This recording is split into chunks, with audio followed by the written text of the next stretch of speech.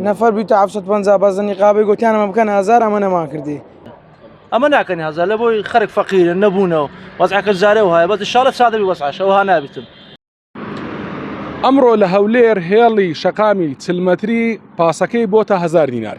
دوای ئەوەی کە چەند خاوەن پاسێک ینی کرێی نەفەریان کرد بۆ 1000 دینار من بە دوواداچوونی تەواو کرد لە گۆڕەپانی پاسان لە بازاڕی هەولێر کە چوومە ئەوەندە پرسیارم کرد ویستم بزانم جگە لە شەقامی چلمەتری چ پاسێکی تر کردویتی 1000 ینی خاوەن پاسەکانی هێڵی مامزاوە و هەروەها تووڕق بەعرکا و بنەسڵاوە دارەتوو هەموو باسییان لەوە کرد کە لە لای ئێمە نەفەر هەر بە 750 دینارە و نایکەینە 1000 چونکە هیچ کەسێک لەگەڵمان سوار نابێت دواتر هاتم بۆ شەقامی چلمەتری یعنی قسەم لەگەڵ چەند خاوەن پاسێک کرد کە لە شەقامی چلمەتری پاسیان هەیە باسییان لەوەی کرد چونکە نەفەر نییە و بەنزینەکەش گرانە لەبەر ئەوە کردومانەتە 1000 دینار ینی باسییان لەوە کرد جەختیان لەوە کردو کە بە 1000 دینار شەر بۆیان دەرناهێنێ بەڵام ئەوان ناچارم بیکەم بە 1000 دینار نەفەر لە لای ئەوە بە چەندە 750 750 بەری خەتی چێندە 750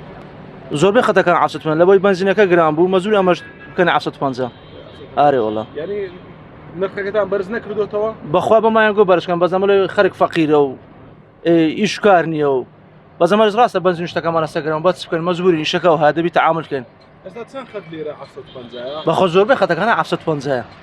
هیچ خەت نەبوویتە 1000 نانە خەتیمە بەمایان گۆ بکەن هازان بەزەمە کاکە لایەک وەزعەکە جارێ خراپە و هاوڵاتیش ئیشکارەکە نییە و لە بە هەندێ لێرە ڕاهەتاوەکو تووڕق بە 750 750 ئارێ وەڵا 750 ئەمە ناکەنی هەزار لە بۆی خەرق فەقیرە نەبوونەوە وەزعەکە جارێ وهایە بەس ان شاء الله تصادق بوسعه وها نابتم دی چ خەتەچی نوروز توراق نەورۆز تووڕق اه کاتبی ئەو خەتەیە تو نا كاتبني ماما ليندر لو خطي ايش دكين لەو خەتە ئیش دەکەن باشە ئێستا نەفەر بە چەندە لە کنەنگۆ بە چەندەیان نفر بیت 750 بازنی قابل گوتیان ما بکن 1000 اما نما کردی نفر بگرید 1000 بخویش نه کس سوارش نبین نا والله هیچ خەتەک هەیە لێرە کراپتە 1000 سلمتری کردیتی 1000 او كانت كبارة ناشتا سريكا زيادة كان سب